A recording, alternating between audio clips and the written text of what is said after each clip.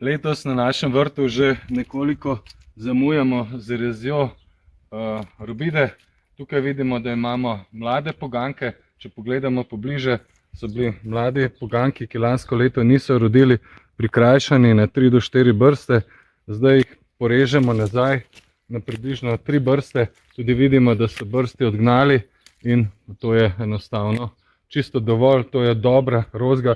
Ti, ki so pa mladi, pa odganjajo prenizko, jih odrežemo do osnove, kajti tukaj spodaj ne rabimo. Treba je vedeti, da iz vsakega tega bo zrasla nova veja in enostavno bo tega pridelka kar dovolj. Rozga je močna in je tak grm.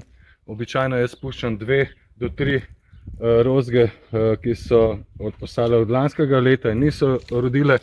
Tukaj pa vidimo les, ki je v lanskem letu rodil. Zelo dobro se vidi gor, tukaj so rasle robide. Enostavno tak poganjek pa vedno odrežemo pri osnovi, to je nujno.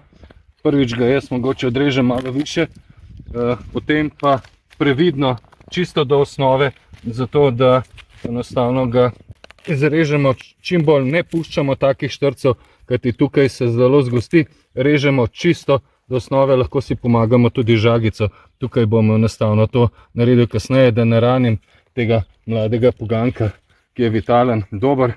Lahko pa ga tudi odrežem, kajti tukaj zraven imam nekoliko stran drugega, tukaj še enega in nič ni narobe, če ostane en v bližini, naj si ne konkurira več poganjkov.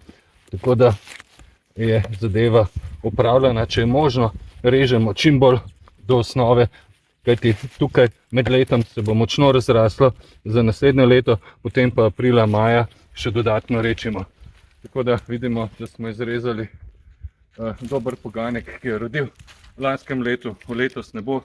Pri robidah imamo nadzemni del star leto do 2, spodaj pa je lahko robita stara tudi 20 let in več in bo dobro rodila. Skrajšamo pa tudi na višini 2 metra, kajti ne rabimo previsokih poganjkov. Tako da to je bilo nekaj osnovnega o rezi robide.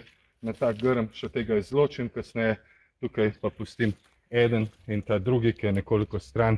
2 poganjka je dovolj, kajti nasad je zelo gost in daje veliko pridelka.